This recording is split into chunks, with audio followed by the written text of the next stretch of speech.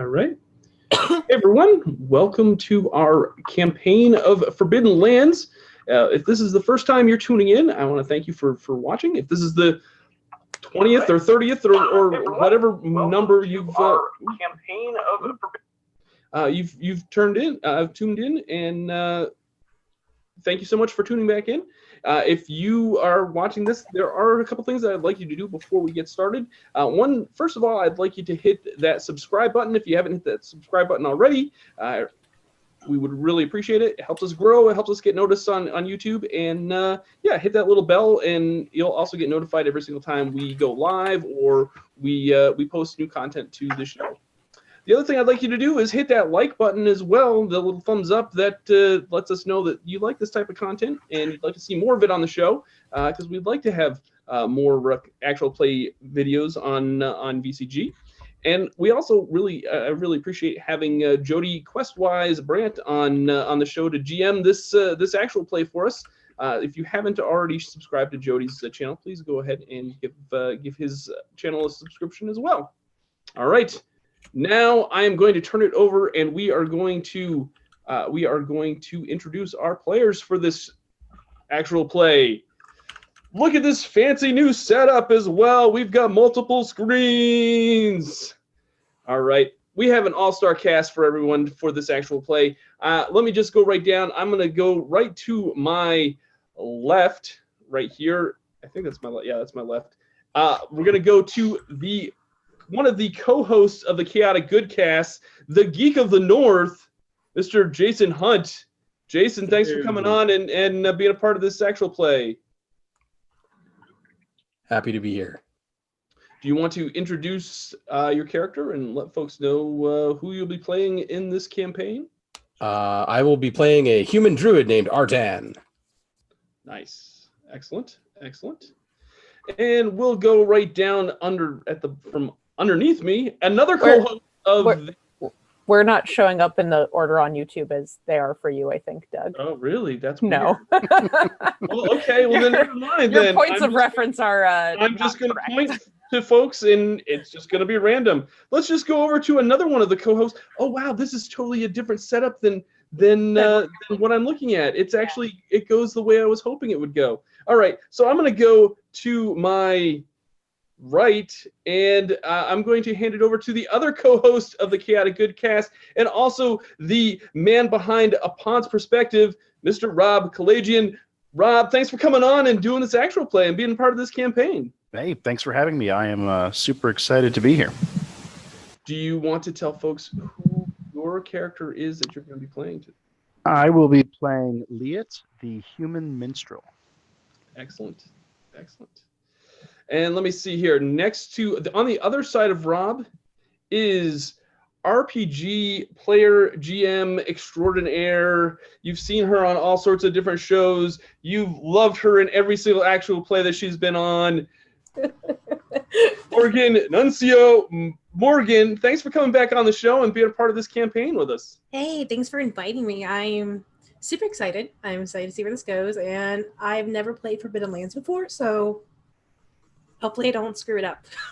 No, you'll be fine. It's awesome. I will tell folks that Forbidden Lands was my most anticipated RPG of last year, and I have not gotten a chance to play it. So I'm really excited, along with Morgan and everybody else. I think that we're going to actually get a chance to play it on the show. I've wanted it ever since it's come out. I've wanted it on the show, and so I think we've got a great group to kind of showcase it. And then last but not least, our fifth and final player is Amanda Call from Age of Night, the artist and illustrator behind Age of Night, and also my co-founder of Dumpstat Tees, our D&D apparel line that we kind of put out shirts and stuff. So, but Amanda, thanks for coming on and doing this. Hey, of course, I'm happy to be here. Do you want to tell folks who your character is that you'll be playing? Yeah, so I'm going to be playing a goblin rogue named Krabben. Goblin rogue named Krabben. Okay. Also, people need to know who I am. It's okay. Oh, that's right. We didn't introduce. I'm so sorry. It's okay. You got so excited about the game. I was just like, I was so excited. Like you said I'm so excited to play it. And I'm like, I'm excited too. Where's my excitement? I'm playing Zephyr, who's a half elf rider. So Nice. And do you have your rider? What's your horse's name? oh yes, I wrote one down not like 5 minutes ago or anything. It was well planned out. Yeah, Totally well, well thought out in advance. Yes. Absolutely. Her name is Chaya. So Chaya? yeah, Nice. because I'm not drinking a chai tea or anything, and It wasn't handy. it wasn't handy at all. And of course, I alluded to him previously, but our GM, Mr. Jody Brandt, aka S Questwise, which you can see right here, GM Questwise in the corner of his little screen right there. Jody, thank you so much for coming on. I'm so excited for this. I couldn't think of a more perfect person to have come on and do this actual play and do this GMing for this session, because I know you're a big fan of this game as much as I am. So yeah, I'm excited to get rolling. So without further ado, I'm just going to take my show and throw it down, because you're underneath me in the display. I'm going to throw it down to you, sir. Just Hey kind of Doug, who are you dumping it playing? on him. Oh yeah. Oh, I didn't even. Hey, thanks, Morgan. I'm here for you. We're professionals, folks. Well, I'm glad you said that, because I was This is a professional live stream right here. professional. I am playing a Wolfkin hunter. A Wolfkin is like a wolf person. My name's Torak. And now I'm gonna hand it over to our GM, Questwise. Well, thanks everybody. I'm really honored to be here. I like Doug was saying, I love this game. I think this is one of the coolest box sets I've seen in a long time come out from any company since like the Mouse Guard box set, which was amazing. It was. So we've introduced everybody. I highly encourage you, if you haven't checked out this game, to go do so right away. It has one of the most unique sort of world settings I've ever seen in the game as well too, and some really unique mechanics, which I hope we can at least showcase most of them tonight before the session is over. So, without further ado, let's just jump right into this. 4 days ago, you were all approached outside of the town of, I have a name, I swear. That's a weird name for Outside the village of Dartmoor, you were approached by an elderly gentleman who handed, and Morgan, let me just clarify, your character's name is Phaela? Thalia, but she goes by Zephyr because she doesn't. Zephyr, right. Yeah. I did write that down.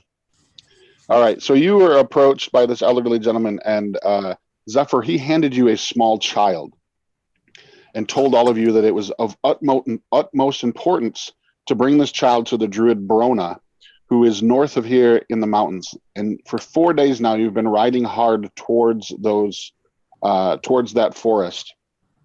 You have just crossed a small river, and you're now in a wide plain, and you can see the forest ahead of you. It's within your reach.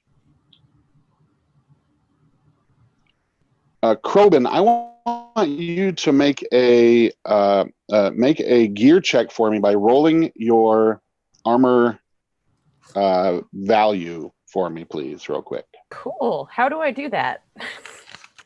Please let me and So the look good at your folks armor class. know how to do that. Sure. So in Forbidden Lands, armor has an armor class. It has a rating. Yep. And whatever the rating is, how many dice you will roll. Okay. D6s, right?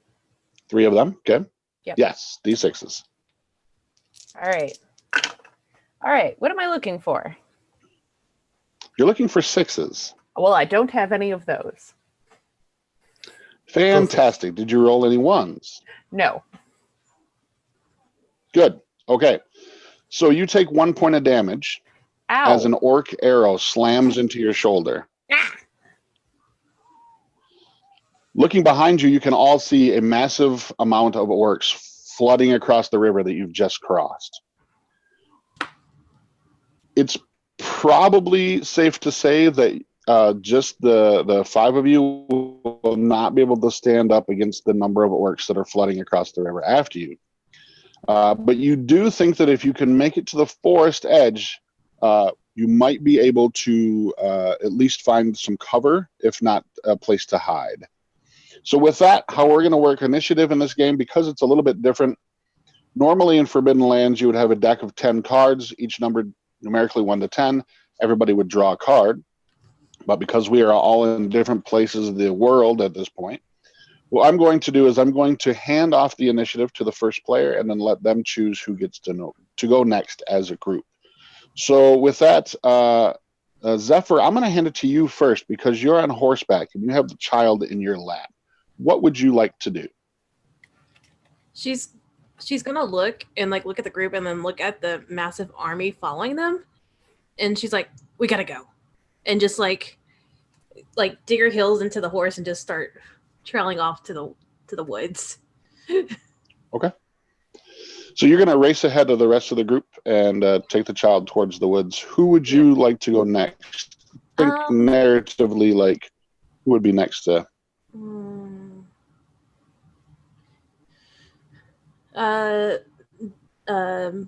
Torak. Okay, so I'm going to look at Zephyr as she's taken off and on her horse, and I'm going to get on all fours and start booking towards the forest as well, close follow behind. Okay. And I'm going to hand it over to Artan. I'm going to have a quick look at Krobin and realize that Krobin's not going to keel over anytime soon. And I'll put one hand on Krobin's back and shove him towards the woods and start moving along behind them since we're not mounted, actually. So Nope. Okay. And I will give it over to Leet, actually. Leet, is it Leet or Liat? It's Liat. I'll get that eventually. Don't worry. I'm actually interested, Krobin, in how much you can soak up. I have no idea. That's a great question. I have no idea how much I can soak up. Also, the point of damage that you took actually would go to your stat. Oh, go ahead. Sorry. I'm sorry. What was that? Go ahead.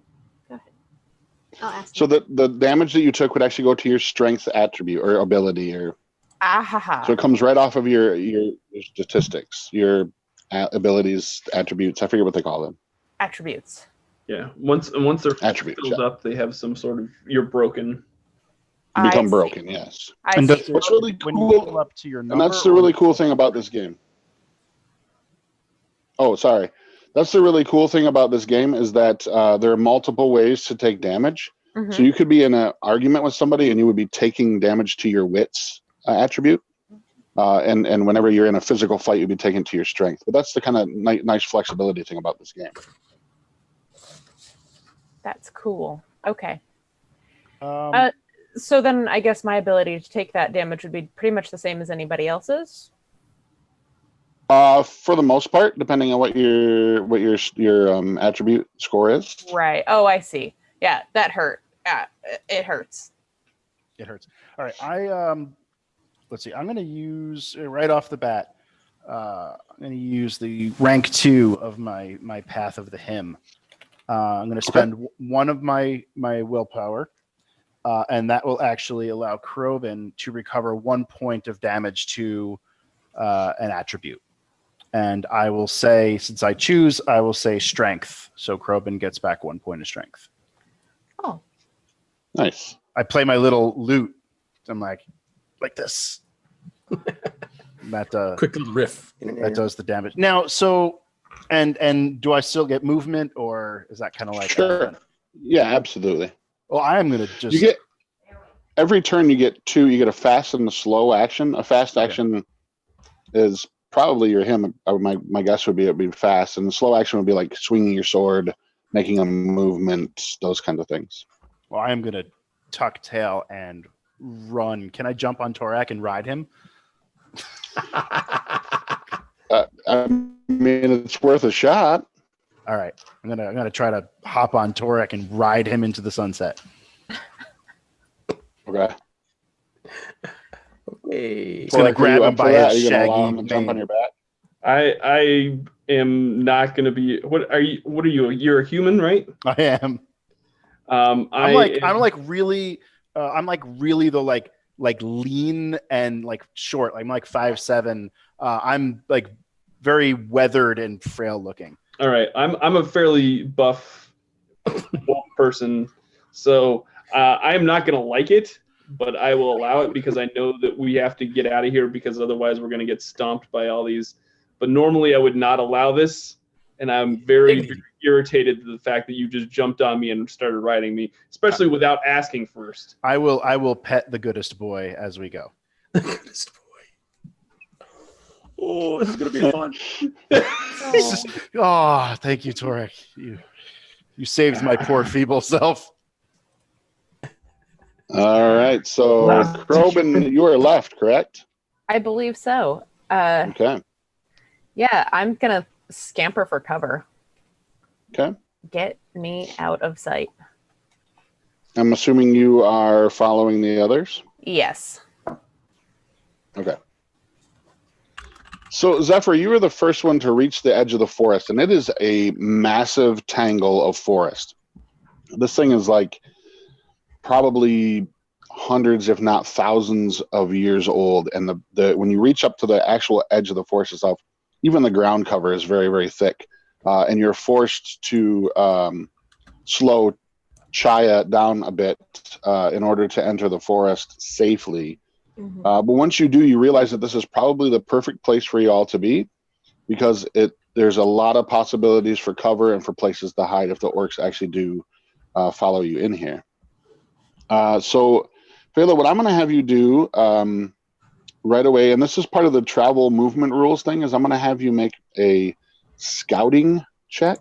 Okay. So if I Which don't have be- anything in like a level in scouting, then what do I do? So you're going to roll your ability dice, whatever it is tied to scouting. You just won't roll. Okay, so I got 3 dice then because I have 3 in Okay. wit. You will not use any skill dice whatsoever, and there's I don't think there's any gear that you could use currently to assist you in this at all. Okay. Okay, so just roll those. You're looking for 6s? No 6s, 2 1s. Okay, that's fine. 1s are good. They don't hurt you on the first roll. Now, you do have the option to push your roll if you'd like to try to do a success, but that means you have to leave the 1s, and you can only roll the other remaining die. John And is ones shaking will his head become- no. So I'm going to go with someone who understands these rules. So I'm like, I think I'll stay with it. Fine. Okay, cool. Basically, So you would have, slowly like- make it into the woods, but you're... Yeah, go ahead. Sorry. Oh, no, it's fine. I'm going to say, when you reach the woods, you're not... I mean, it's so thick and dark in here that you're almost instantly lost. So you almost come to a really slow march into the wood on the back of Chaya. Mm-hmm. All right. Who would you like to choose? Oh, wait, I get to go next because we're going to cut back to me. Let's see. Yeah, of course. All right, let's Game see. is So rigged. let's We'd like it to be. 2 and 1. Oh, all right. That's fair.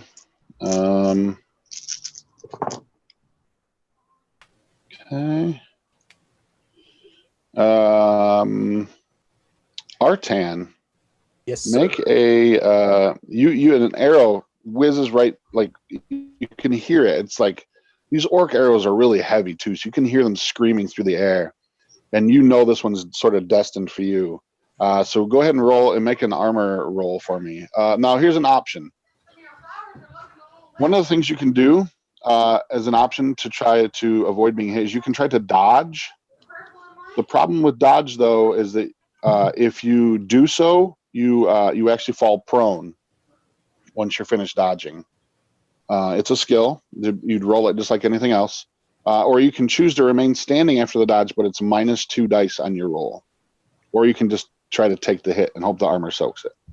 As I have no armor, I shall attempt to dodge. Cool. So it's a skill. So you're going to roll your ability, your skill dice together. Okay, I have no skill in it in particular, so it's just going to be agility, I would imagine. Yes. All right. I got one. Well, I got one. I got a 1 and a 6 and a 4. So one bad, one good. Perfect. That's right. But remember, on the first roll, the one doesn't One does mean not count. anything. So I got a 6, and that's one success. On the first one. Cool. All right. Perfect. That it hits your armor and kind of, or sorry, you don't have armor. Snags So it kind of like through.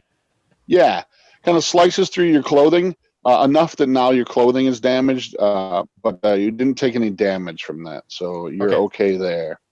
All right. All right. Who would you like to go next? You can choose yourself if you'd like. Or actually, I guess I would. I would choose you to go next. Yeah. Okay. All right. I'm going to yelp and start running, flailing my arms wildly, robes flapping everywhere. Yeah. I'll keep pushing Krobin ahead of me. Wondering why Krobin isn't perhaps a little bit taller, so that I could maybe use Krobin as a shield. But yeah, that's pretty much all I'm going to do. Now Zephyr was on a horse, so has she made it to the tree line? Yeah. She is inside the trees. Yes. Okay, so about how far are us folks on foot away then? You'll be able to make it this turn. The beginning of your next turn, you'll be at the edge of the forest. Okay, yeah, I'm just I haven't noticed that that Liat has actually healed, for lack of a better term, Krobin's wounds. So I'm just trying to herd Krobin towards the woods edge so that I can help. That's the whole reason why I'm pushing you around, Krobin. And I'll choose Krobin to go next, actually, since I'm shoving her around. Will you stop? I'm fine. Get into cover. I don't want to get shot again. I'm going toward cover. I have a hole in my sleeve the size of your head. I have an arrow in my shoulder. It's fine, though. It's fine. Yeah, it's okay. I can fix it. It's mostly fixed already, but I won't say no. But yes, I'm going to continue running for the trees. Run for the trees. Okay. And that's pretty much Who all. would you like to go next? I'm going to do. We still have Liat and Torek, right? This round? Yes. Yes. Okay. Liat can go next. Okay, since so I am not Torak and I are not in the woods yet. Correct. Can I use manipulate as an action? Sure. How would you like to use that? Kind of just shriek at these orcs to leave us alone. Like, go away. Okay. Leave us alone. And I would actually, so when I manipulate someone, that's an empathy check, correct? I believe so. Yes. So you, Okay. Yeah. I do have, so let's see. I also have a manipulation of 2. okay. And with sharp tongue, I can roll one more than you need to win the opposed roll, and I can inflict 1 damage of empathy on the opponent per extra the sword cross symbol. Okay. That's a 6, basically. Yeah. Okay. So empathy would be 5, so 6, 7, and then I'm adding 1 basically automatic 6 to that. Correct. Okay, so let me roll my let's see. And I'm only worried about 6s and 1s, right? Right. Okay. Correct. So, Six is that the was first roll. that was 4 dice, so I got to roll 1 more. Okay, so I got a 6 and a 1, and I still get 2 more dice, in which I did nothing. So I got a 6 and a 1 total out of all of those, plus the automatic from Sharp Tongue. Okay. So that's 2 6s total. 2 6s total. Cool. All right. It seems to work in a few of them. As you're kind of looking back at them, you realize that some of them have probably been pushed into service, as it were. You would know a little bit. In this world, orcs and goblins were they were slaves for a very long time to the elves. So their willpower is not the greatest. And so yeah, as you're looking back and you start to bellow this thing at them, several of them sort of start to fall back from the group, like they slow down. but several of them continue to push forward. But yeah, it seems to have had a little bit of an effect on them. Yeah. Cool. I will continue to pet Torak and hope we get to the woods soon. Okay. I bought us some time, buddy. Thank you.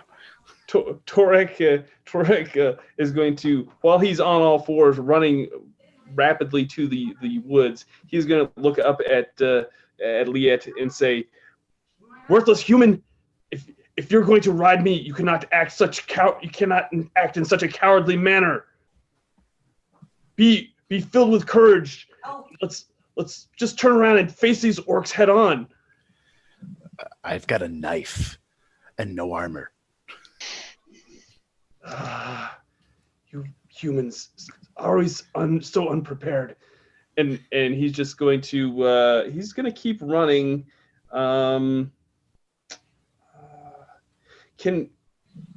Since Morgan rolled her, I haven't got to the edge of the forest yet though, right? You will be at the end of this turn, yes. If I want to do the scout, if I want to scout, I can do that next turn.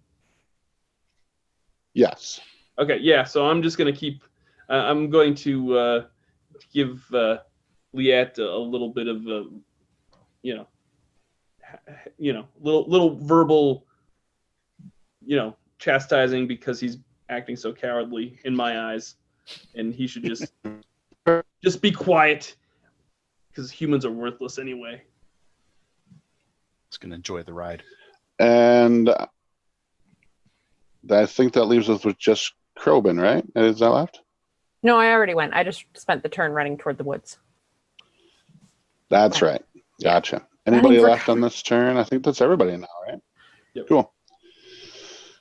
So you all make it to the edge of the forest, and like I said, it's very tangled and thick and everything, and you start to make your way, kind of pushing away through the underbrush. You can see Zephyr and Chaya and the child that she has with her, and they are, I don't know, maybe 30, 40 feet within the thing, and you can tell that she's having a really rough time with the horse and trying to choose where to go. So yeah, Torak or Krobin, you're probably the best ones at scouting it. Yeah. Scouting. Yeah, I have Path of the Force talent where I can spend a willpower point, and pretty much I get an automatic success, and then I can add that if I can roll first, and then if I want to use it, I can use it.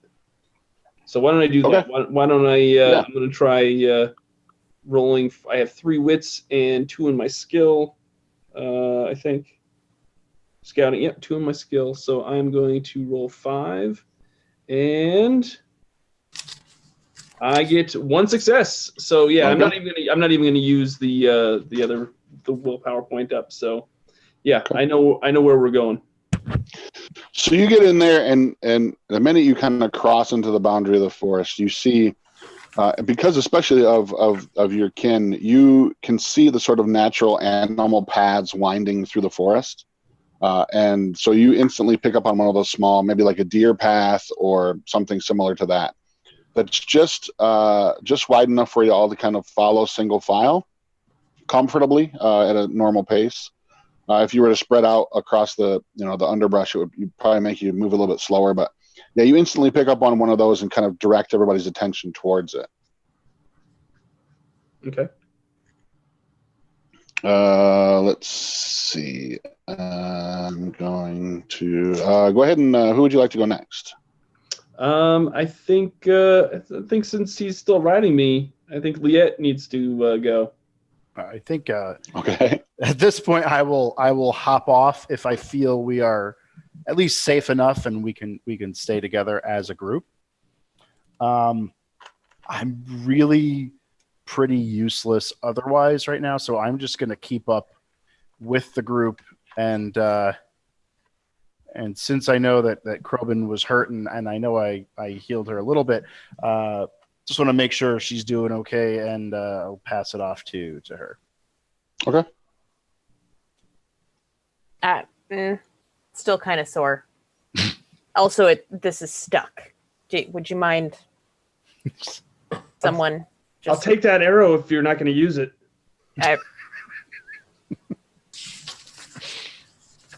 Yeah, here you go. Ow. Nice. I'm going to look at it, wipe it off real quick, and then throw it in my backpack.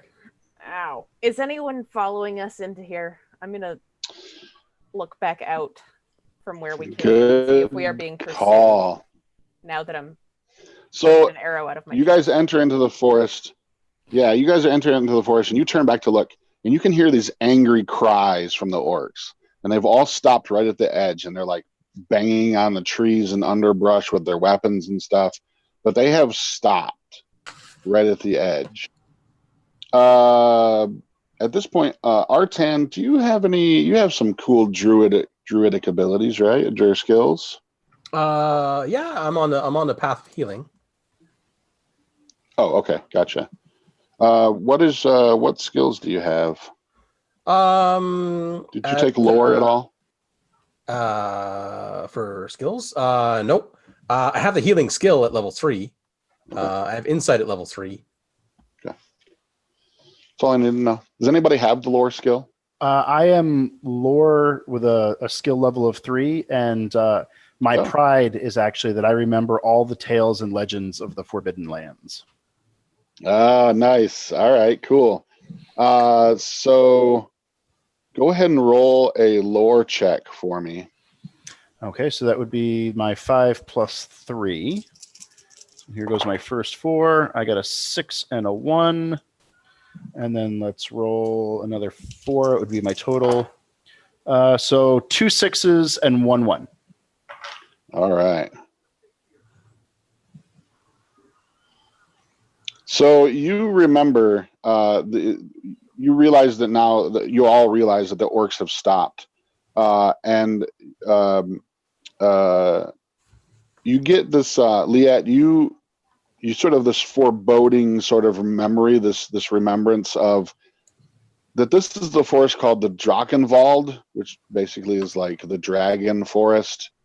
And you remember that a tale from before the blood mist came, that this was a forest that was thought to be that would house monsters of all sorts of like lineages and stuff. So there's always been a huge fear, especially amongst the orcs, because they were slaves at one point and basically used as like meat shields. This is one of the places that has been sort of passed down to their generations, that this is sort of a forbidden place, a place that they will not go. But you also know that this, the legend is that at the center of this forest is a place that is meant to be very holy amongst the druids.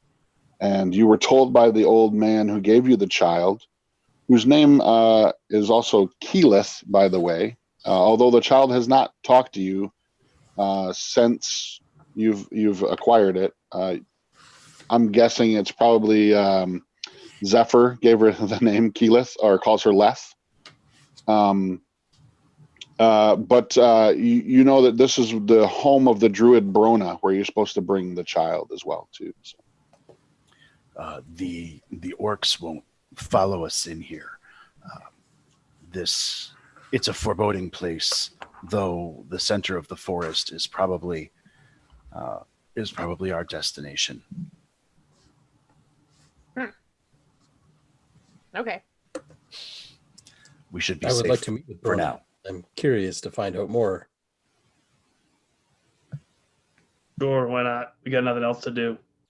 I don't want to go back to those orcs. You'll scream and cry again.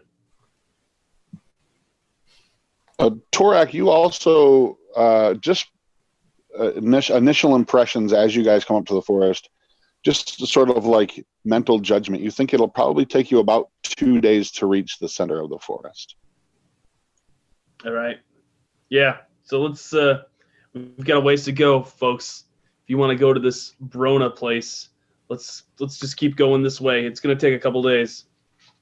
The further we get away from the orcs, the happier I will be. So I am all for that. And I'll just truck off in some apparently random direction. Is that the way we're going? Don't think. No. Hey, Hey, what's that guy's name again? Hey, dude. Hey, guy. Artan.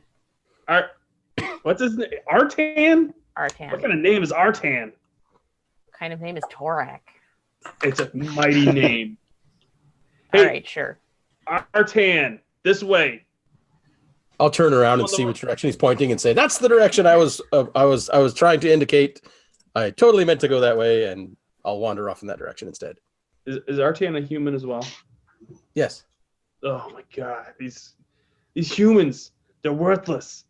What does everybody look like, by the way, since now that we're not in chaotic we didn't really... combat? Yeah, let's. You guys want to give a little description of what you guys look like? I'm a pretty plain-looking human, to be totally honest with you. I have completely natty-looking hair. Like I literally look like I just crawled out from under a bush. I'm wearing one would expect from a druid. Yeah, I'm wearing this really like hideous brown robe. Like I don't even know what it's made out of, to be honest with you. But I've got like little bits of moss plugging holes, like where that orc arrow blew through my sleeve. I'm trying to figure out a way to smear the moss around and stuff it in the hole to make sure there's no obvious gaps in my robe, kind of thing. Face is completely dirty. Like I make absolutely no consideration or take any level of care for my personal appearance. If you get really close to him, he kind of smells like a bag of outdoor potpourri. Not necessarily, like terrible or anything like that, but he smells like the forest. Earthy. Yeah. It's a musk.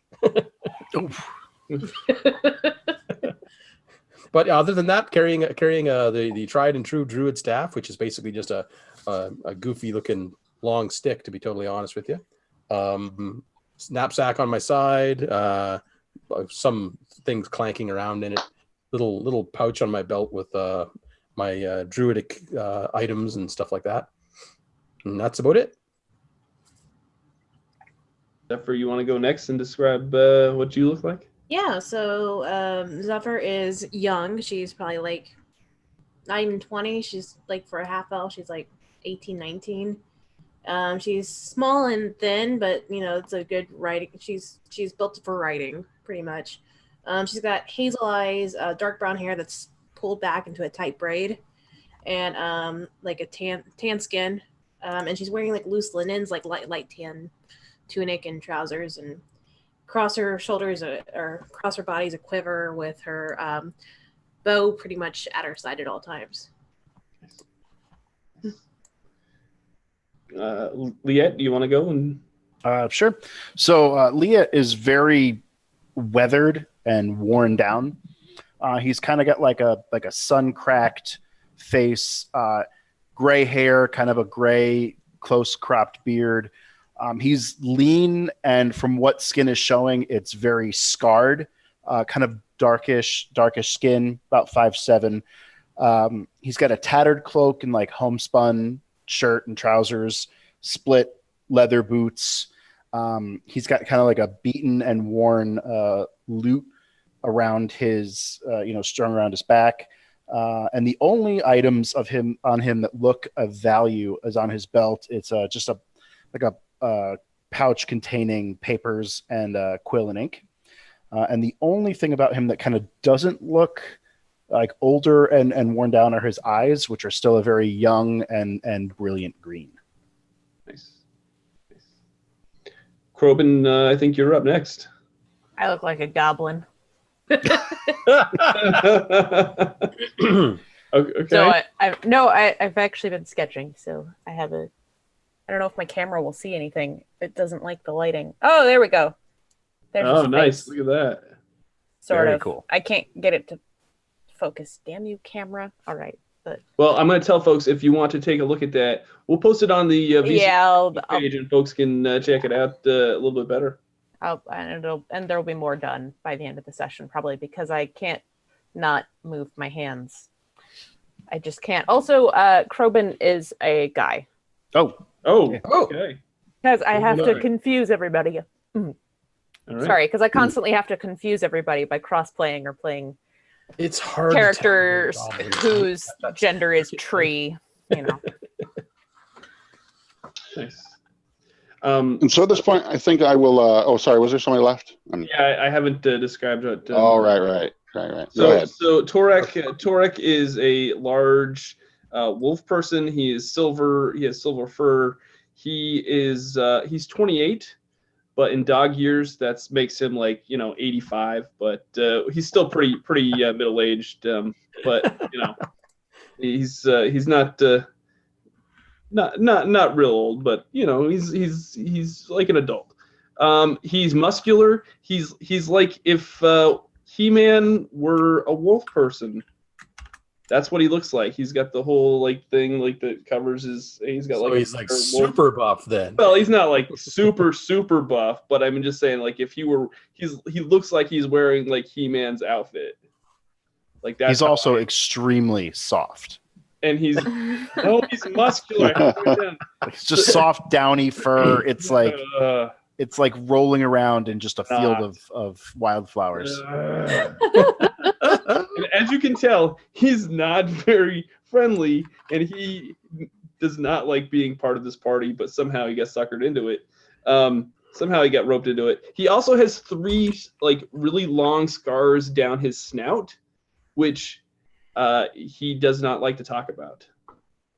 And he's actually very, very perturbed that something at one point got the better of him and left those scars. And therefore, he is very kind of embarrassed. And he won't, if anybody brings it up, he will not talk about it. He's also Liet's absolute best friend. And he not Stan Liet, even though we both have silver hair. That's the only thing we have in common. Yet Liet probably thinks that we have much more. We do. We are kin. We are kindred spirits. How long have you two traveled together? Too long. He is worth writing tales of. So, yes, that is.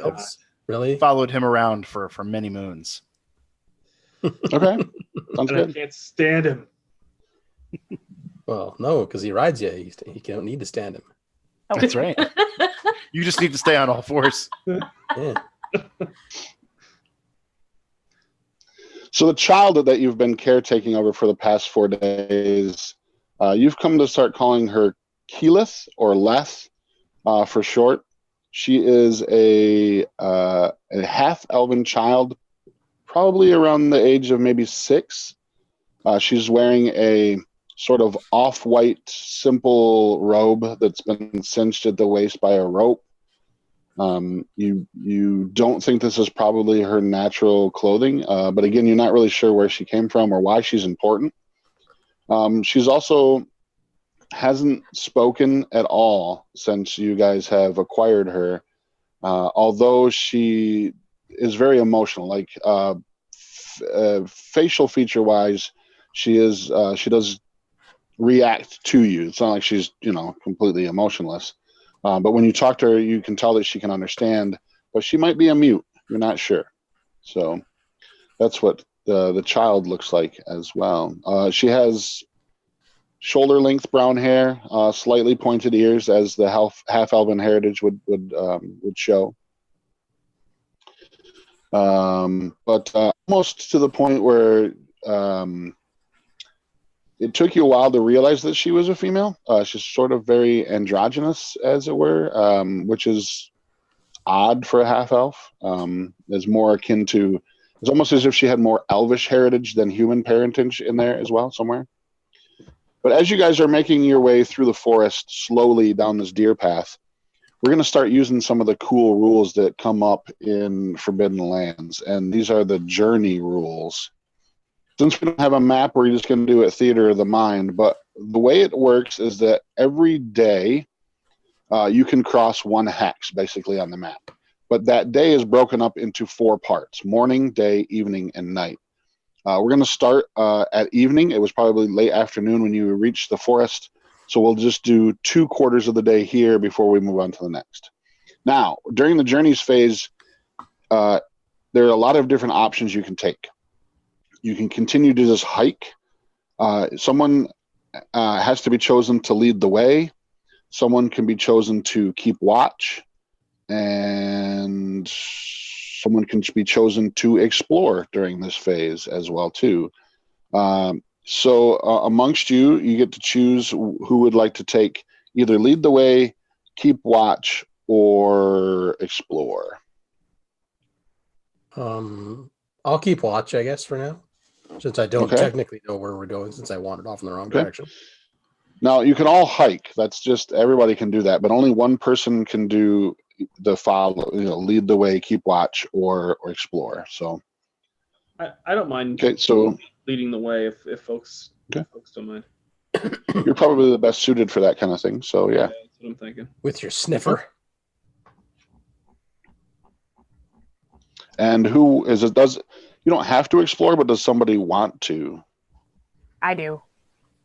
Okay, cool.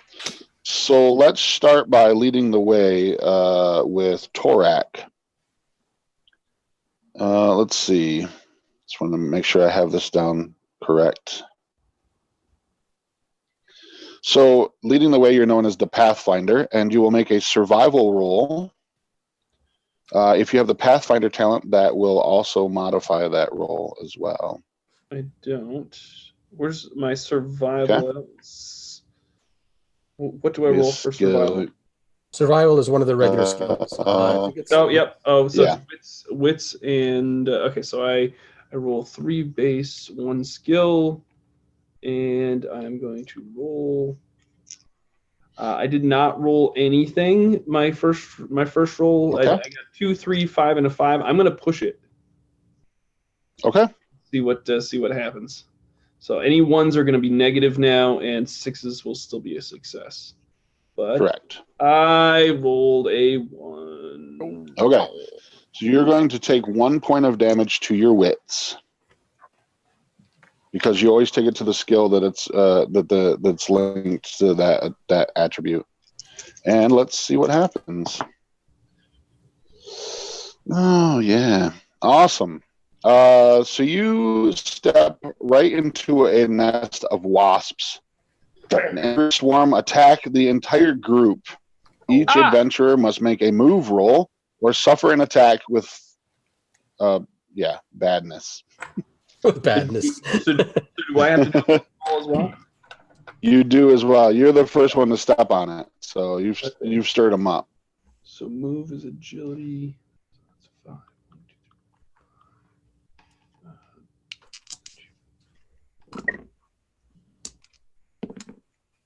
So everybody can roll for this, with the exception of Krobin, because you're exploring. You're going to be kind of off the path. So everybody but Krobin.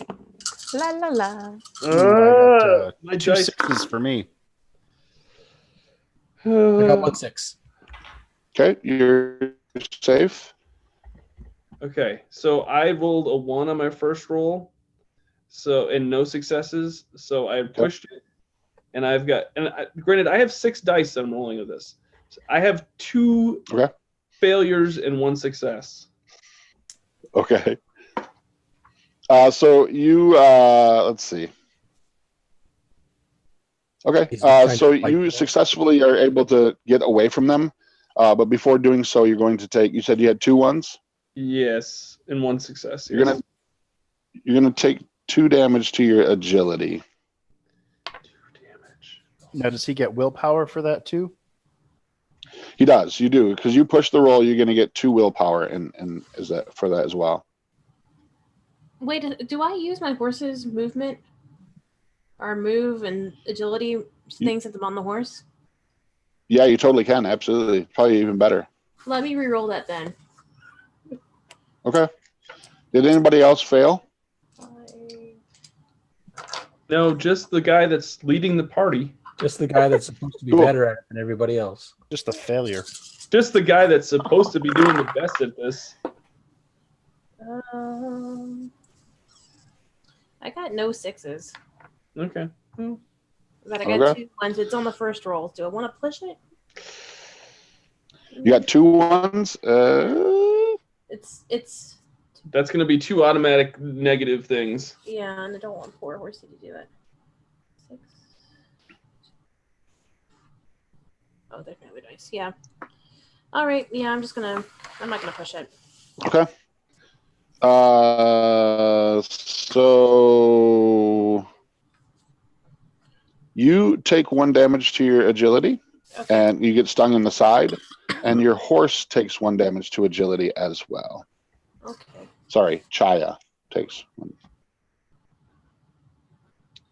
And let's see, everybody else is successful? I was successful, yeah. Okay, cool. All right.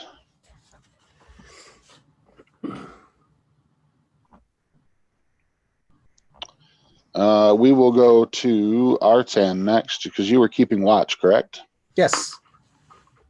Okay. Let's see.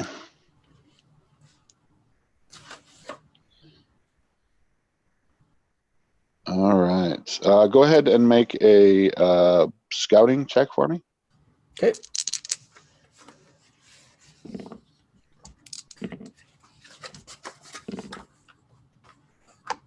Two successes. All right, perfect. It seems like everything is all clear, other than this massive bees that you guys stepped through.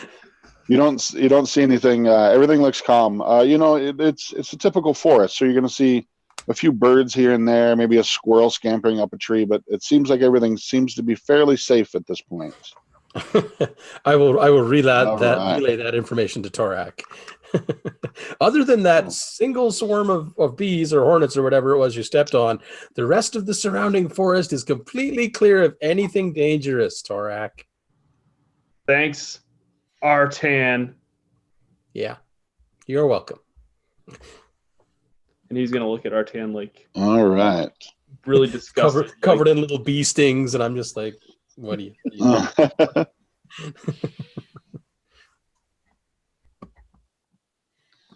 All right, so we're going to move over to Krobin. Krobin, I need you to make me a scouting check as well. Oh, I'm not very good at that. Okay, it's fine. Oh, I'm really bad at that. Okay. I rolled 2 1s. Yeah, don't push it. Don't push it. No, I'm not going to push that. That would be a terrible idea. You realize that the one thing you do come to realize is that you guys, because of the bees and stuff, you are completely off the track. You appear to be lost at this point. You can't see the edge of the forest where you guys came in at any longer, and you're not even really sure what direction you guys are headed now. Now you all know how I feel. Torak is not going to acknowledge that we're lost, and he's just going to keep on claiming that he knows exactly where we're headed. That's going to be very, very awesomely bad, I think.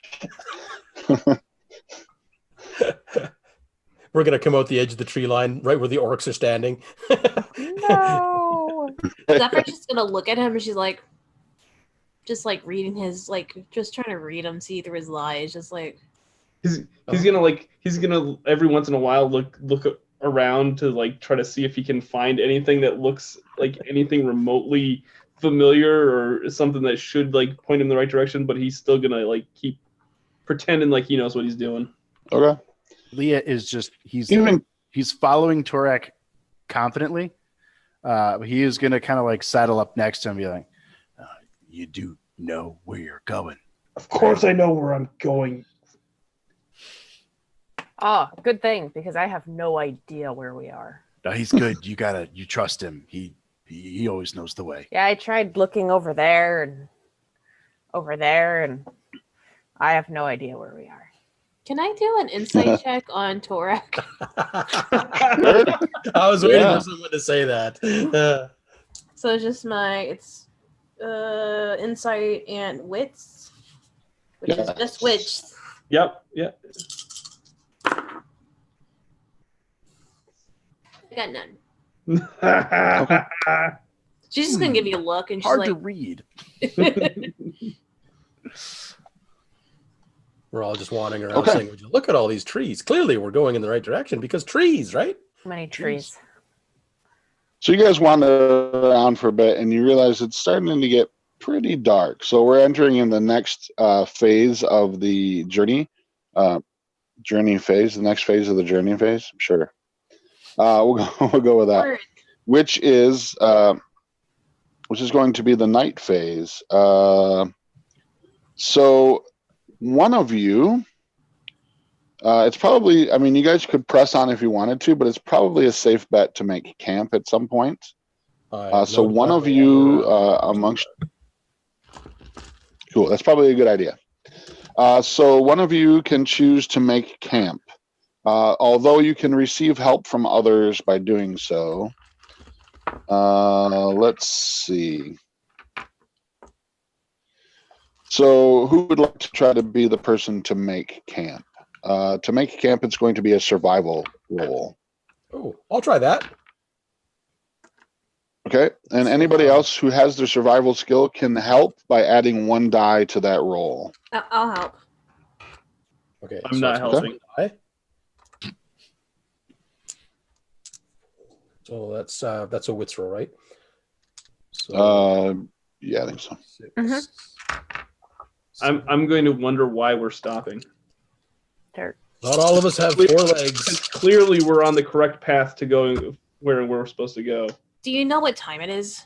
Don't you want to sleep tonight? And I'm gonna look at Leaf that's like probably like falling asleep in my arms as I'm writing.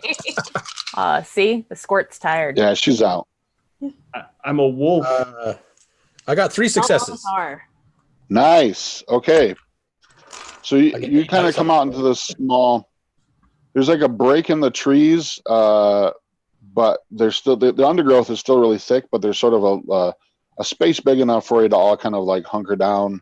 It'd be a comfortable place to sleep for the night. Do you guys have food? Do you guys have food and water with you? I do. I got a water skin and I got rations. Okay.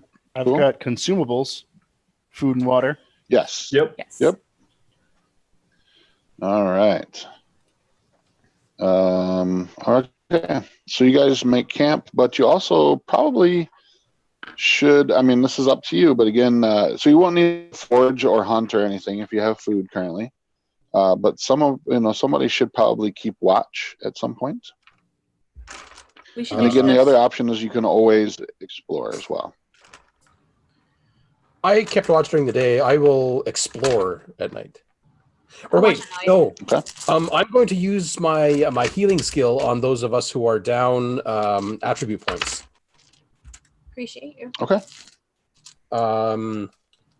Do I roll for everyone separately? Now, is that physical? That's a good question. Is it? It's the healing skill. I get to roll a number of dice equal to my wits or empathy because I'm a druid, so that'll be a 5 either way.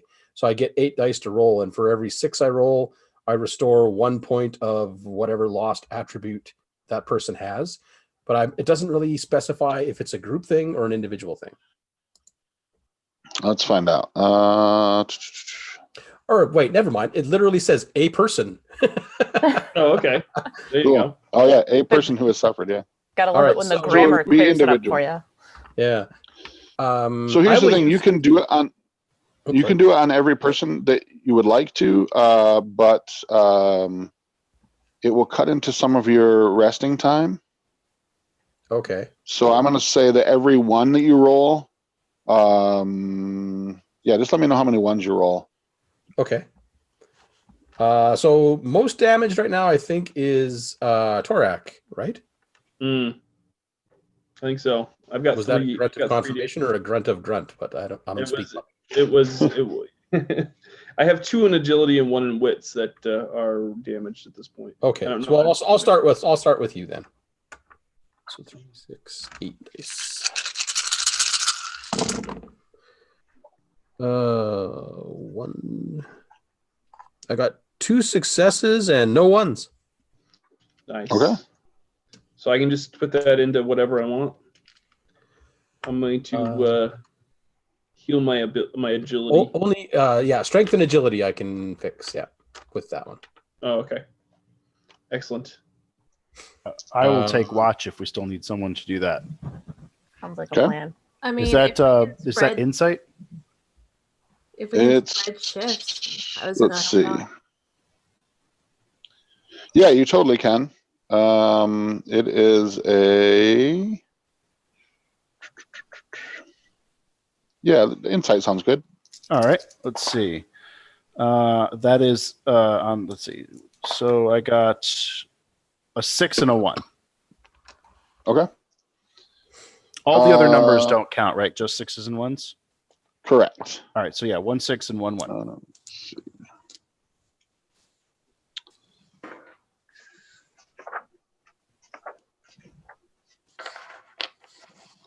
I need more d6s for next game. This game does use quite a few. It does, it really does. So you're keeping watch. You're keeping the first watch, I should say. Through the small break in the trees, in the distance, you spot a. It looks like a green cocoon stuck to the top of one of these trees.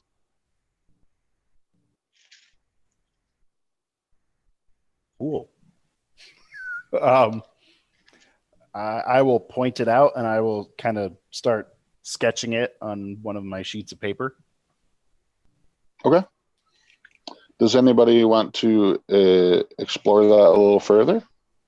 Torek is just going to he's going to do that thing that dogs do where they like walk around in a circle and before they lay down on the ground, before they lay down on the ground. So that's what Torek is going to do. He's going to do that little like pacing, and then he's going to sit down. Then he's going to lay down after he gets healed from Artan. I'm curious about that. What is that? Okay. Do you know what that is? Do you know what that thing is? What's that weird thing up there? Hey, Artan, what's that weird thing up there? I will attempt. How high up a boat is it? Probably, it's a pretty big tree. I would say probably 50 feet up in the tree. It's like right near the top of the tree where the canopy is. Yeah, it's way up there. So I'm gonna try to climb 10 or 12 feet up to see if I can get a slightly better view of it. Okay. Do I need to roll for it, or is that just a? No, we'll say that's pretty easy. The trees. Okay, I'm not pushing my luck. Like if it comes to anything where I have to take a risk, I'm not going to take that chance. Yeah. And I'll see if I can get a better view of it from there. What would I roll for that? Just inside it or something? Or no, it's fine. You don't have to roll for that. It's fine. Oh, okay. You get a little bit closer and you realize that it's probably not really even a cocoon. It sort of looks like a balloon, maybe like a cloth. Trying to think of who may have seen this before. Zephyr, maybe this is something when you start to describe it to them. Zephyr, you realize that you've seen one of these before.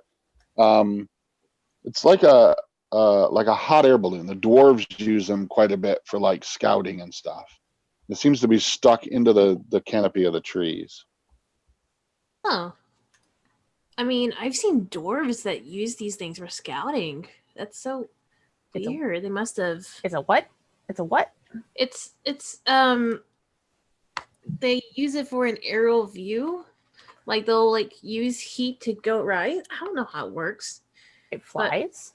It floats. It used to, but now it's stuck to a tree. Yeah. Oh, I definitely need to check this out. Yes. Mm-hmm. I will get out of the tree so that Krobin can. Mm-hmm. Excuse me. Yeah, Krobin wants to get up close and personal and see this thing. Okay. So I would like to climb a tree. Yeah, do it. Let's see. Mark my page here real quick.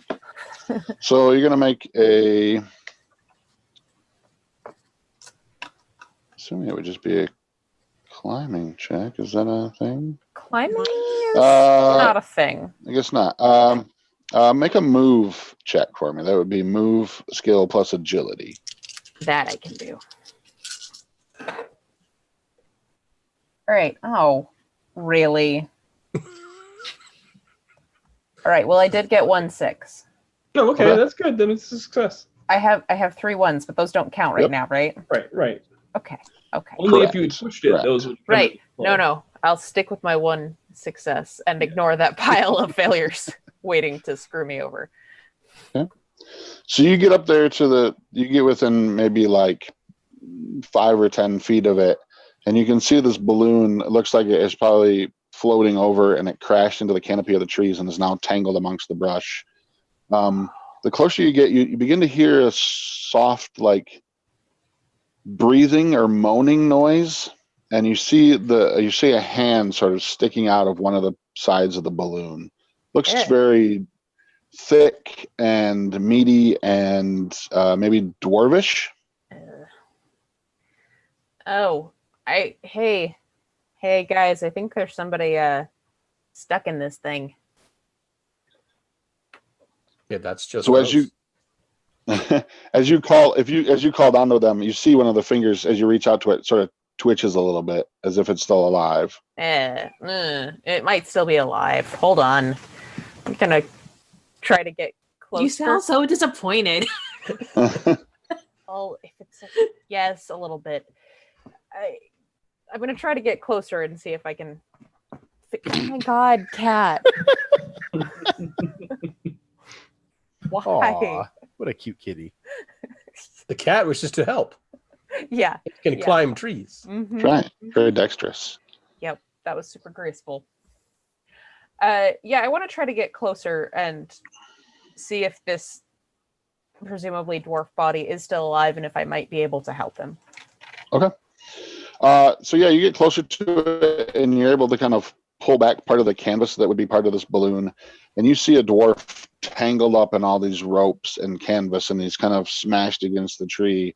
He's barely awake. It looks like maybe one of his legs is twisted at a weird angle.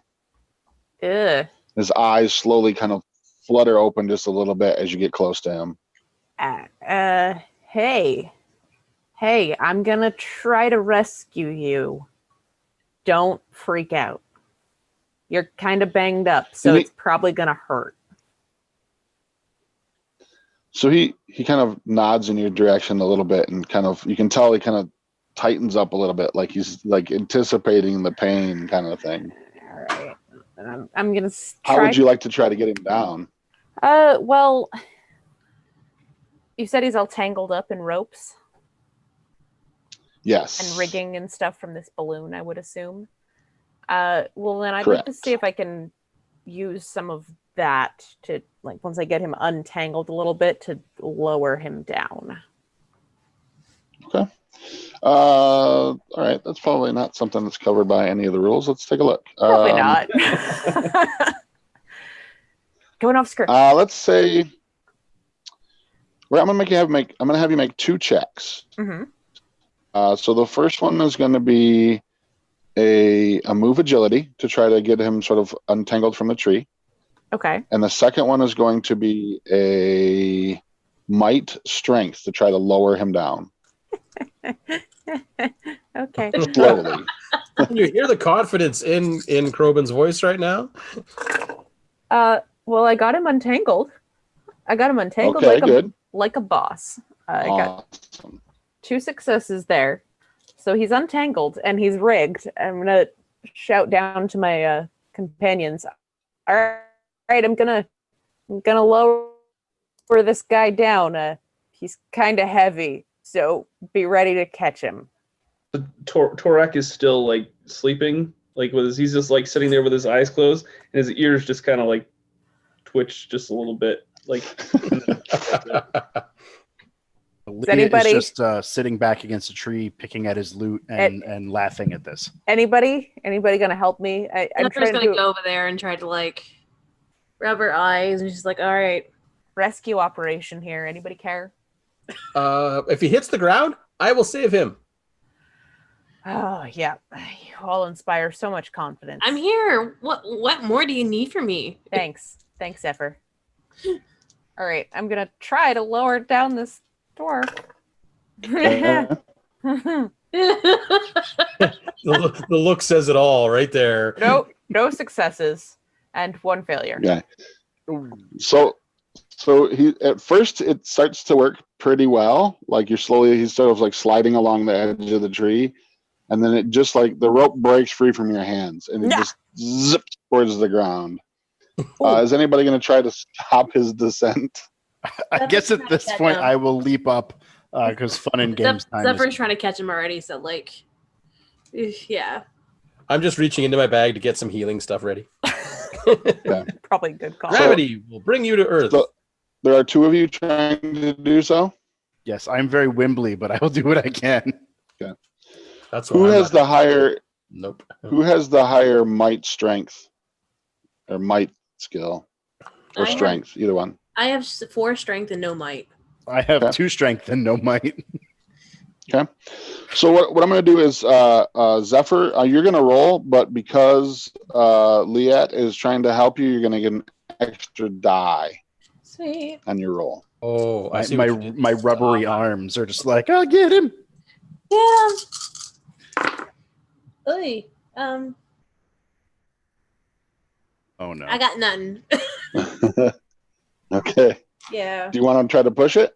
No, because I also got Okay. 2-1, so I don't want to push it. Oh, okay. No, it's cool. All right. So you guys try to get in the way. He hits the ground pretty hard. You can hear the air escape from his lungs as he hits the ground. And then it's just like this ear-piercing scream as you realize that his leg was broken and now it's flopping back the other direction. Oh, sorry. I hate it so much. Sorry. I'll clap my hands together and say, patience. Really? Torek is finally going to open his eyes and like get up and walk over to see what's going on. Okay. All right. I'm good. Is this guy about to die, or am I just trying to heal him? He looks in pretty rough shape. He has taken some wounds, but he's also been up here for a while, so he looks he's probably been several days without food and water. All right. Well, I'll try to stabilize him. That'll be my role. Okay. Cool.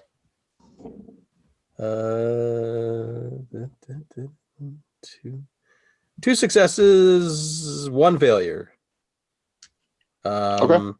I'll leave it at that. I'll take the successes. Cool. You're able to get him to a point where he seems comfortable. You're able to sort of get his leg set straight. Yeah, a little bit more. It's set right. Exactly. I'm just like, here, I need to put my finger in your chest for a second. You're also able to get him a little bit of water, but he seems comfortable. But he passes out the minute you set his leg and stuff. But he's still alive. He's still breathing. He's fine. We're good. Let him nap. I'm just gonna drag him closer to the fire, so at least he's a little warm. And then I'm gonna check on Leth and make sure that. So the night. Yeah, she doesn't. She woke up when he screamed, but for the most part, she's kind of hunkered back in down. Probably used to screaming, falling back asleep. Krobin, you have I was going to say that before I come down out of the tree, I wanted to examine the wreckage of the balloon and see if there was anything salvageable from it. Ah, nice. Good question. Let's see. Yeah, if it'll float a dwarf, it should.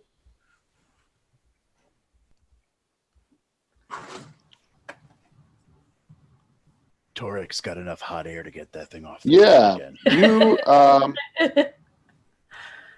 You find tied into a bundle in what would have been sort of the harness of this balloon, a crossbow with a resource die of a D6 worth of arrows, and it looks like this dwarf's battle axe is wrapped in that as well too. Okay. Don't drop that one. No, I will bring those down. Okay. While she's climbing down, I'm going to go over to Zephyr and look over her horse and ask if the horse needs any help, because I know it got a little bit poked and prodded. We both got stung by a bee, so yeah. Well, I'll leave it to you to decide. I can help you, or I can help the horse. Help the horse. Help. Okay. I'm actually going to cast a spell on the horse. I'm gonna. Ooh. Okay. I just want to make sure I don't have to make a roll for that first. I don't believe I do. But I have to. I spend my. I don't believe you do. I believe spells. Yeah. Yep. You spend your PowerPoint, and then basically the spells just go off unless you need to like bump it up or something. That's all I'm checking on right now. What did it take damage to? Her agility. Okay, I will heal it for 1 point of agility. Yeah. That's all she needed. And then I'm like, I'm tired. Flop. Flop over next to Torak and call it a day. He's a little low because he's so soft. So soft and Well, eventually I figure we'll end up stoning or something. And Torak just hates like humans in general. Of course, humans are like not well liked in this setting in general. No, not at all. No. So like the fact that two humans are like even like one's riding you, one's using you as a pillow. just really just grates him to no end. Okay, so the night passes by pretty uneventfully, other than this crazy thing that you've discovered. And the sun starts to come up slowly, kind of dappled through the leaves of the trees when you awake in the morning. And again, like you said, you found yourself in a sort of semi-clearing in the trees, but you've all been sleeping in like the fronds of these big ferns and everything. So you all feel pretty rested. There's no ill effects from lack of sleep or anything. But you now need to try to figure out where you're headed. You need to try to get back on the track. So somebody needs to make a lead the way check as well. Well, his leg is Would like broken. that. Yeah. Well, yeah. We never noticed anything bad with Torak's wayfinding yesterday, so I think we should True. do it again. Yeah, no, I mean I am the best at this as I proved yesterday. Wasps though. Except for the whole bee thing. It would have happened to anybody. Yeah, isn't this the woods? Aren't there just bees, and snakes, and bears? What else lives in the woods? There's wolf people in the woods. Well, there's a wolf people right here with us. I know, he's so soft. So I just need to scout. Is that what I'm going to do? Survival check, actually. It's a survival check. So it's a wits. Yep. So that's 4. Okay. So if I do, but let's see here. I'm going to roll it. And I did not roll anything the first time. So I am going to, can I spend I want to scout though, right? That's what I'm doing. I'm scouting the way. It's you're actually trying to lead the way, so it's a survival check. You're just trying to find the path again. Gotcha. Yeah, I did not roll anything. I'm gonna push it just because I like to gamble and okay. And I did get one success that time. Nice. Awesome. Did you get any ones? I did not. Fantastic. All right, so you find another path that's leading. You're pretty sure, 95% sure, you're heading back towards north, towards the center of the forest. So you move on. Did we just leave the dwarf at the campsite? No, he's on the back of my horse. Oh, we saved him. What else do you want? Is he conscious? At this point, he's not yet. Okay. So I have a kid in the front of me, and then me, and then like a dwarf on the back. It's like business in the front, party in the back.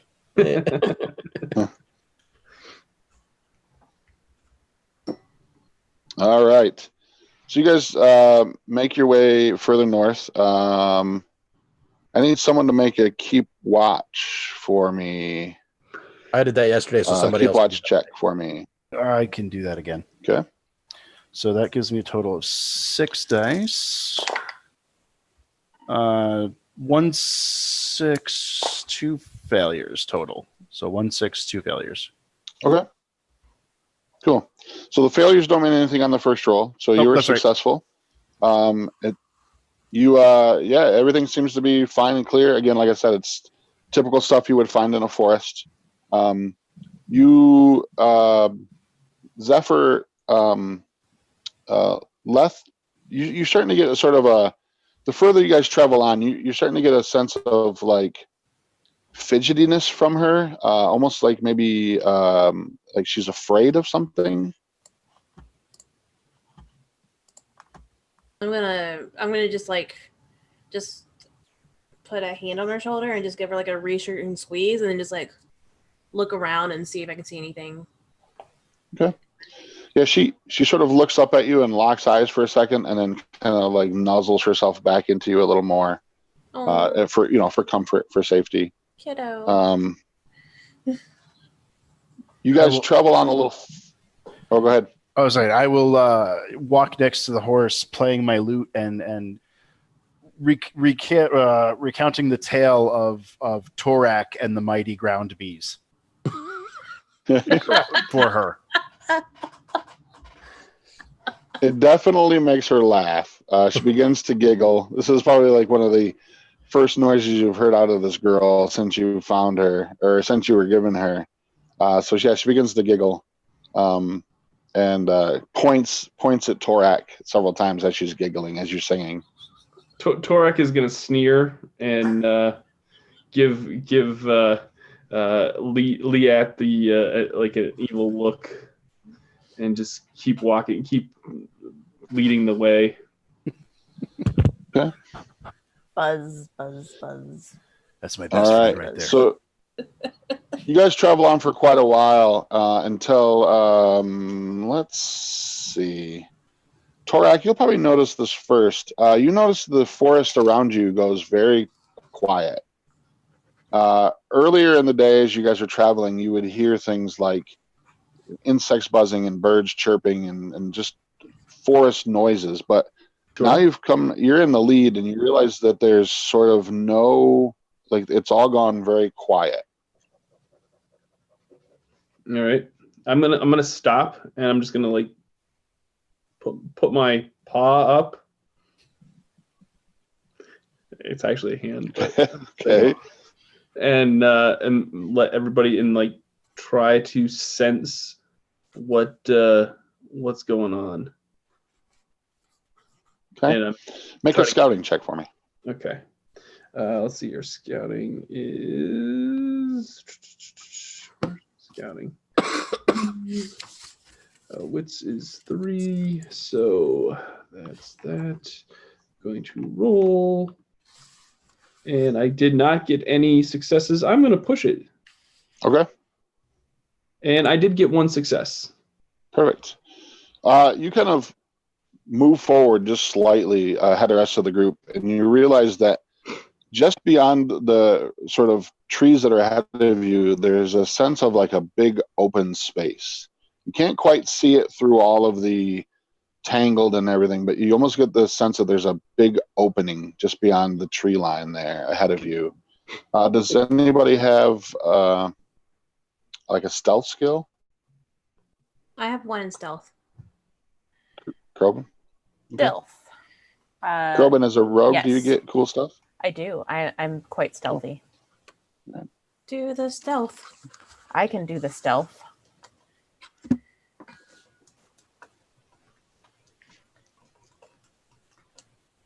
Hold on. I'm gathering up my dice for stealthing. No worries. All right. Yes, I did succeed. 1 succeed. Okay. So you sneak ahead of everybody else just to the edge of the trees, and sure enough, there's a big opening there. Like the ground cover disappears. The trees are in a wide ring. I would say probably 200 feet across, circular. And in the very center of this is a stand of standing stones. 6 of them all in all. And in the very center of it, there looks to be a small pedestal.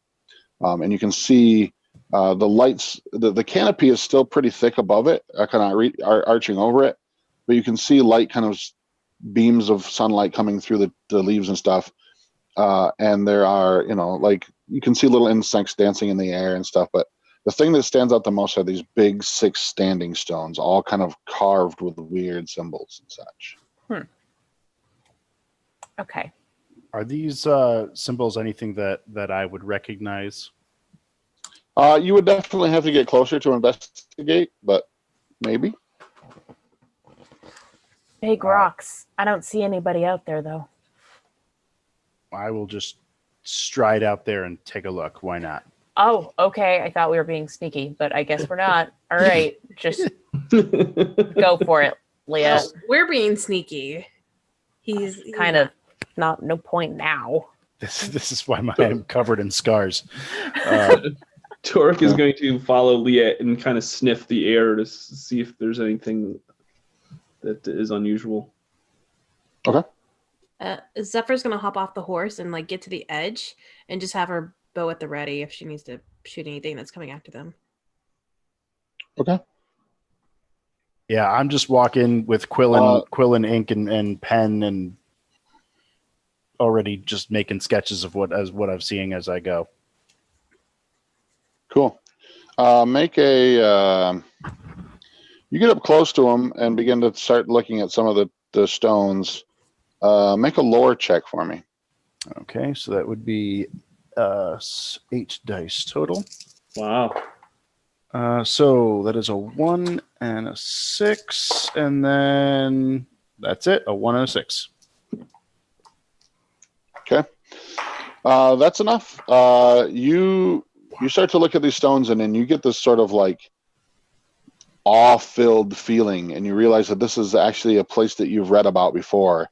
This is a place called Karamor. And this was the ancient sort of gathering of the different druids sects. They would come together here to have their sort of meetings and rituals and such. It's you get that sense of that you're in a very sort of holy ancient place as you're starting to look at these carvings on the stones and stuff. There are 6 stones in a circular pattern right at the very exact center of this clearing. And then the center of those ring of stones is a large, what Krobin saw as a pedestal, is actually the base of an old tree that's been sort of hewn across. So it's like a giant tree stump that's only maybe 2 feet high. I will relay this to the party. Okay. Everything I know about the area. Sure. Once I get word, I'm going to come bursting out of the trees. I'm a druid. I'm a druid. This is my thing. Yeah. Cool. So you've heard of this place. Once he starts to recant this to you, you're like, no way, this is impossible. This place should have been destroyed thousands of years ago. So you emerge into this thing and you walk up to the center of the thing. When you're looking at the stones and this, basically it looks like an altar, this big tree stump. You can see that there's a dark brownish red smear across the top, where the druids would do sacrifices and stuff. Probably most likely animal sacrifices. Some types of rituals and stuff as well too. Yes, absolutely.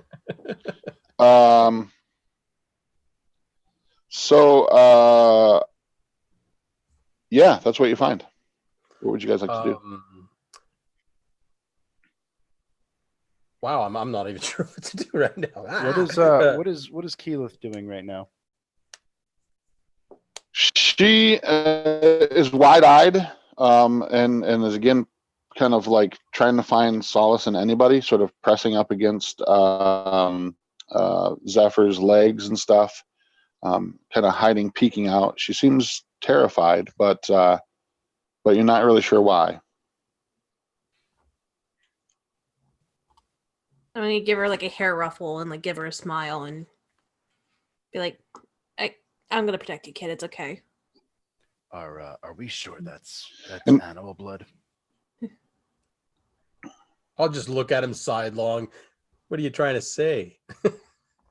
Well, they tell us to bring the girl here, and there's a pedestal covered in. They never blood. said bring the girl here. This is the center of the forest. This is We had to bring it to Brana, not to the center of the forest. Brana's the guy.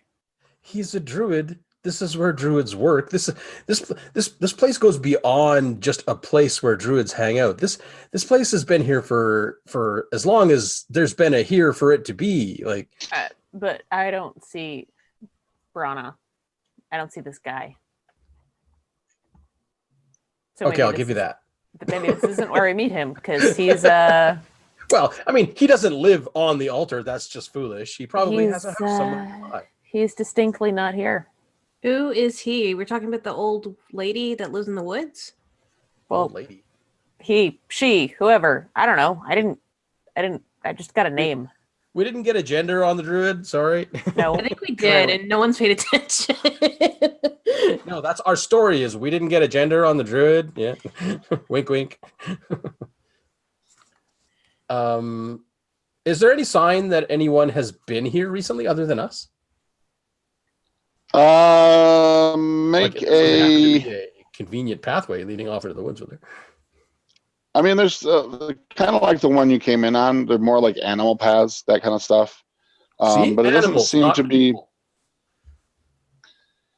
Make a scouting check for me. Oh lordy. Scouting. Oh wait. Okay. I'm gonna do this. That would be wits. Yes. Yeah. I was gonna use my adaptive ability, but my best thing is 5 anyway. So wait, can I use adaptive to change the skill? Because adaptive allows me to roll or to basically pick any of my available skills to use in a skill test if I blow a willpower on it. So Okay. Can I do Is that a druid thing? No, it's the human racial ability or kin ability, Okay. I guess. So Yeah, I'll let me take a look real quick. Yeah, I'm just I don't have it like instantly handy here. We'll say yes, just for sake of the speed. We'll say yes. Okay, well, yeah, okay. In this instance, so I'm going to use that, and I'm going to roll my insight with my wits. So that'll give me 8 dice. Okay. Yeah. And that cost me a willpower point. So I have no willpower left now. And it was 1-6, barely worth it. Okay. Someone has been here within the last couple of days. You find a couple of spots where there are footprints sort of in the soft dirt towards the edge of the clearing and stuff. But it doesn't look like there's been a ritual here in a long, long time. But you can tell that these footprints are fairly fresh, within a couple days. I will motion Torak over to me. Okay. Torak, as you start to move, make an insight check for me. Insight is 0, wits is 3. So I'm just going to roll my 3 base wits. Okay. Let's see here. So that's going to bring that down to 3. That's going to bring that down to 0. Roll it. I've got 1 success. So yes. Okay. Just as you start to step forward, you sense out of the corner of your eye, almost maybe more with your sense of smell, that this figure sort of blooms, I guess is the best way to describe it, sort of out of the brush next to you. So you as you turn, you realize that there's an elderly man standing next to you, sort of just seemingly come out of the trees. So He's wearing a dark. Okay. He's wearing a dark green cloak with sort of this silver embroidery around the edges of it, and he's holding this staff with this sort of gnarled knot at the end of it. All right. My hair is going to immediately stick up. My fur is going to immediately, and I'm going to face him and growl like I'm startled. Okay. He raises his hand, and there's a sort of sense of calm that sort of waves over you. And he starts to look about all of you at the edge of this clearing and in the clearing and such. And he says, "Please, greetings, travelers. I am Brona. I mean you no harm." Guy. That's the guy. Yo, bro. Now. Bro, I'll like kneel. Okay. And he says, "I sense that you've come here from afar. What is it that you bring?" I just pushed a child behind me. I'll say we have brought you this. We have brought you the child behind behind my companion here. We were sent to bring her to you. And he gets this puzzled look. I'll just keep Says, keep motioning. Like, bring the child forward. Come on, Zephyr, bring the child forward. This is why we're here. You don't keep a man like this waiting. Zephyr just gives him a dirty look. Okay, fair enough. So yeah, he's sort of looking in your direction now, kind of puzzled, and he says, like, "I don't ever recall owning a child before." There was an old woman in the village of Dartmoor that gave us this child and told us to bring her to you specifically. Mm-hmm. Maybe you had like a one night stand that you don't really remember about, and I'm just glaring at Torak now. I'm just like completely angry at everybody for not immediately doing exactly what I look at them like, what? You guys weren't thinking the same thing? Come on. No, I wasn't thinking the same thing of Brona. All right, well, whatever. And I'll kind of just walk away from the group and just kind of lean up against one of the pillars and overwatch. Like on just 2 legs or 4 legs? Like I'm on 2 legs. Okay, so normally Wolf can wander around on 2 legs. Normally, but when we want to go when we want to charge or run fast, we can get down on all. I'm just trying to. In my mind, this is how I'm envisioning it. Okay, that's cool. That's fine. That works for me. It's kind of like I'm trying to think what movie where they had like werewolves that would like. I'm trying to think. Yeah, like wasn't it like Twilight? Didn't they have like? Don't you dare bring up that abomination. Okay, never mind. I'm not even. Danger, Will Robinson. Okay. We get the idea. That's also trash. There go all of my subscribers that loved. We're suddenly down to 0 viewers, and I'm still watching it, so I don't know how that's happening.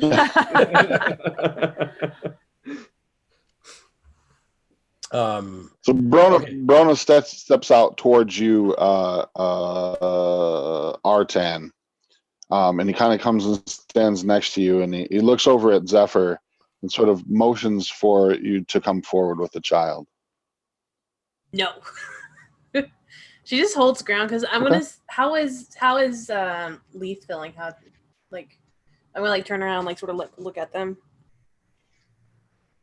Are they scared or like how's the emotions feeling? Pretty terrified. Yeah. Yeah. Make an insight check for me. Cool.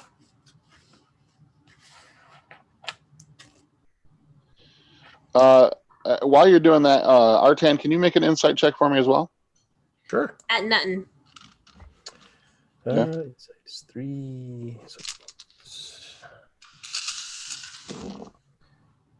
1, 2, 3 successes. Ooh.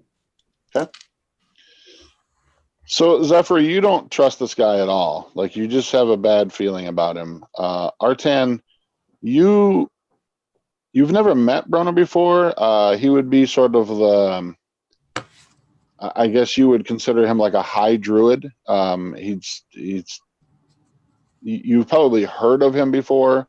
You Right. know of this place and such, but so you're sort of while you're reverent, there's a reverence towards him. You still get sort of a weird, uneasy feeling about the whole situation. Like what you kind of this, what is going on here? Why?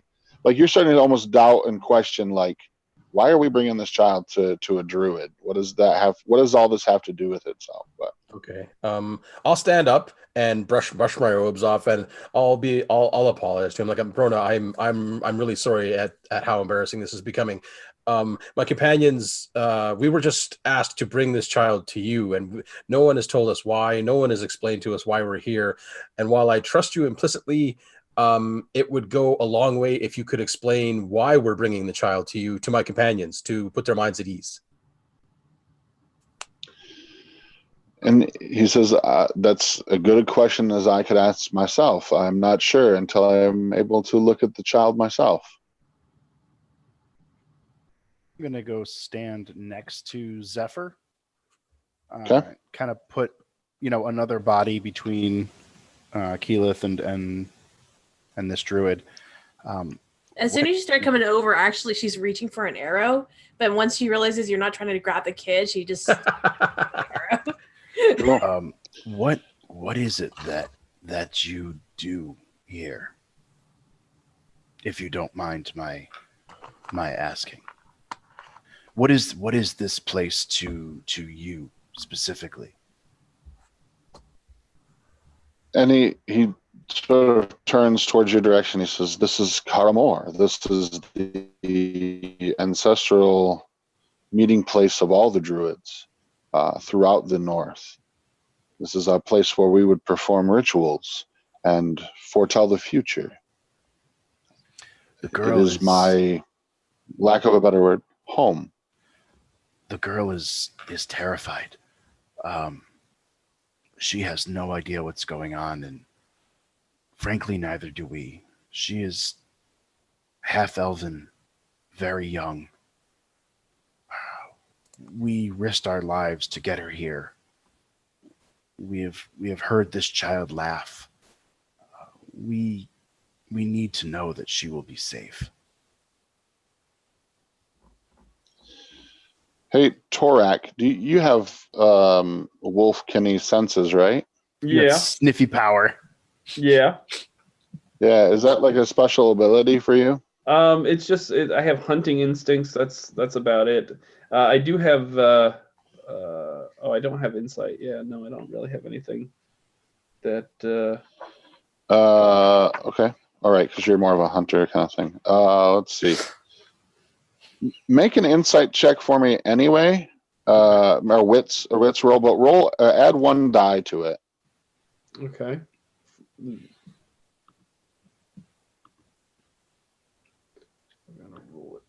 And I did not get anything the first time. I'm going to push it. Okay. And I got one success and one failure. Awesome. So you're going to... the wind shifts slightly, and the scent crosses your nose, and you get a deep whiff of decay and death coming off of Brona himself. And as you feel this, the sort of the fur on the back of your neck starts to stand up, and he turns slightly towards you, and you see this sort of like glint of red in his eyes. And that's where we're going to leave it for tonight. I love it. I was so trying not to voice my chat comments. Oh man, awesome. Well, thank you everyone, for tuning in and watching this first episode of our Forbidden Lands campaign. Like I said, if you would like to see more of these sessions, please hit the subscribe button, and you can also hit the little bell notification, and you'll get notified every single time we go live or we add more content to the show. Before we sign off, let's just let everyone know where everybody can find more content from the folks here on this actual play. We will be doing this next Wednesday at 9, so we will be doing 2 weeks in a row. After that, it will be the first Wednesday of every month. First Wednesday of every month we'll be doing this campaign, but we will be doing the follow-up session to our session 2 will be next week, so please stay tuned for that. Now let's Jason, where if folks want to know more about the Geek of the North, Jason Hunt, where should they go?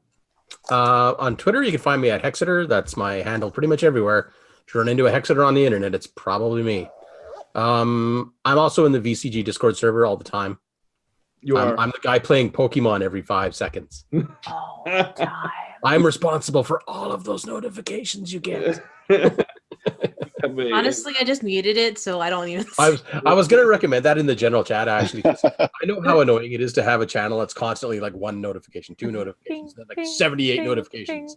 That's all good. Yeah. Morgan, where can folks find more about Morgan?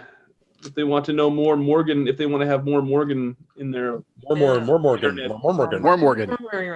I'm on Twitter and Instagram, and it's Serena Bezos. You can find me there. That's my handle pretty much everywhere. So that's where I am. Excellent. Rob, where should folks go if they want more Calagian in their life? And who doesn't? I mean, I appreciate you coming on and making your VCG debut with this actual play. So I definitely wanted more Calagian on the show for sure. Well, you can find more Calagian at pawnsperspective.com or just search social media for Pawns Perspective. You will find me. Nice. Or he will find you. Or I will find you. My raspy voice is sounding more like a Christian Bale Batman voice. So it was very Batman-esque. I was going to actually say something about that. It's supposed to be more like his voice is broken. So I got to fix that. Okay. Nice. I like it. All right. Amanda, where should folks want to know more about what Amanda Call does, where should they go? ageofnight.com. New comic uploaded just right now while we were talking. Nice. As it often does at the end of these things, because it's usually Wednesday night, and this usually goes right up past my bedtime. Nice. But you can also find me on Twitter at Age of Night and on Instagram at Amanda Callart. Awesome. And the man that makes this actual play chug along and move, Mr. Jody Brandt, where should folks find more about Questwise? You can find me at YouTube.com/Questwise. You can also find me on Facebook under Questwise as well too. Excellent. All right, folks, that's going to do it for us for this evening. I want to thank everybody for tuning in. Make sure to tune in next week. We will be here at the same time, Wednesday at 9 o'clock Eastern. I hope you all enjoyed this. Make sure to hit that like button down below if you want to see more Forbidden Lands on this show. This has been Victory Condition Gaming, because winning shouldn't be the only victory condition when you get to the table. We'll see you next time. Bye now.